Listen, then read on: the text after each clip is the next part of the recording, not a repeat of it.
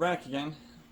This time, we're going to take off the trunk deck lid, which is this part here.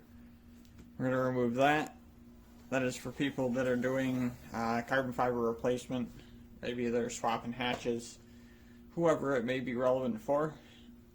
I've already started the process, so that it's simpler when it comes time to show you guys.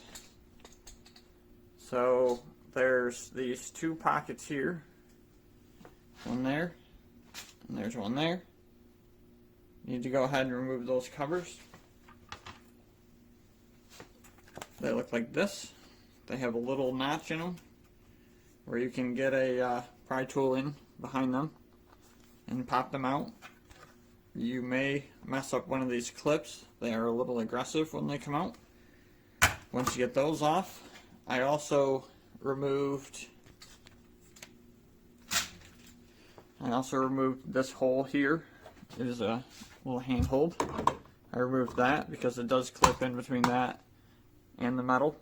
To get that out, you need to take a pry tool, and I highly recommend a pry tool for this. You can probably get by without it, but you're going to just beat the crap out of your hands.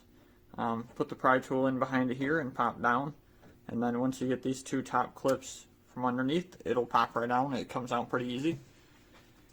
Once you have those out, the actual process per the manual is to remove this plastic, this one, and this one, but I would prefer to remove as little as possible, especially since I just need that trunk lid off. So once you have that done, you need to put your hand in, or a pry tool as I would prefer. I know this is already popped down, but get in behind this edge where this plastic meets up with the metal. Get in behind there and pull down on this side, then pull down on this side. It takes quite a bit of force, but you'll hear a big pop. Once you have that done, move over here, and you want to be just inside of this curve. If you go too far this way and pull down, you risk breaking here. So go right here and pull down. Come over on the other side, do the same thing just after the curve, and then pull it down below this, and now we have access to the inside. This should be as much as you need to remove in order to do this. Now in here, you can see a silver bolt there. Let me zoom in on a little bit. There's a silver bolt there. There's one there. There's another one right there. There's one there. And one there. Right over there. So I'm going to go ahead and break those loose. And then once you break them loose, about a quarter turn, they just run off by hand. So you can just take your ratchet. In this case, that's what I used, was a ratchet with a 10mm, and break them loose, and then I'll go through it and I'll remove all the nuts. Now that we've got those nuts removed, we need to get to the hidden nuts. In this case, I did take off the back plastic panel piece. You can pull from this corner out. It's kind of hooked into the other in there, because you need to get to two Phillips screws that are right here and right there in the little yellow, and that will let you get that out. Once we have that out, there's two bolts that you can't see that are on this trunk lid. Right here's one, and one on the other side in the same spot. In order to access them, you need to remove this little bump stop that you see here. It's usually there. You need to remove that so that we can get to this 10mm that is hidden. So we're going to go ahead and take that 10mm off and then start the prying. Alright, so this is supposed to have a very simple adhesive bead right here and right here. More like a mild double-sided tape for assembly until they put the bolts on. Apparently, that may be only relevant to the 2018 models, not so much 2019s like this one, and possibly the newer ones, because this thing has some serious adhesive. You can see this residue on the back. My spoiler, my Arcleado, seen here, was double-sided taped and glued on, mainly because I didn't want it to fly off and kill somebody. And it ripped off before the trunk lid would. So here is how I have found the best to do it. Open it up, separate with a pry tool, plastic, put it in there, in between the seam here, jam it in to get a gap.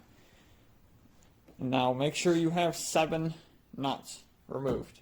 If you don't have 7 removed, you're liable to break something if you can even get it to pull apart. Because there's no joke here. These things have some really good glue. They didn't skimp on the glue, to say the least. The best method I just found so far to pull this off is to get in behind here, get that pry tool to give you a little bit of room to start with, get your hand behind here and then pull up.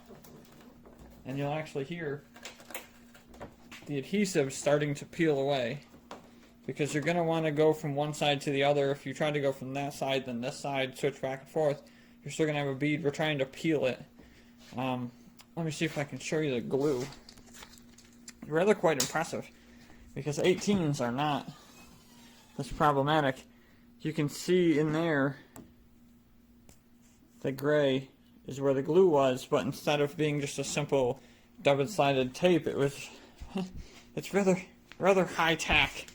So I'm gonna work my way across here and rip this the rest of the way off, and then we'll look at what's underneath it. I'm just gonna be the one to say it. That is absolute insanity, the amount of adhesive on this thing. You may have a good benefit. It looks like the strong adhesive is the one that's on the leading edge, which makes sense for wind factoring. You may find it best to take isopropyl alcohol 70% or stronger and just pour it in there to really get in there. The adhesive is actually just inside of there, right here. I guess in 3M, because it's really good. This is what was on some of the other models, it would seem, at least. Let's see if it'll focus here. It's more of a felt noise reduction, vibration reduction type of deal. But that glue is absolutely no joke at all, to say the least. Isopropyl alcohol should help a lot. What I ended up doing for the majority was actually picking up on the edge as far as I could, and then taking a straight scraper, or you can use this like a pry tool, and then trying to help cut that. And then once I was able to get halfway there, I had enough leverage to do it. It did get caught up a little bit on this hole right here. I'll show you real quick. The stud got caught up a little, so it's a little on the bent side. It's not a huge deal. When you go to put that back in, that was just because of the angle that I was pulling it up. When you go to put that back in, you can just take a little hammer or something flat, just tap that, or the nut will just draw it back flat. But that is the removal.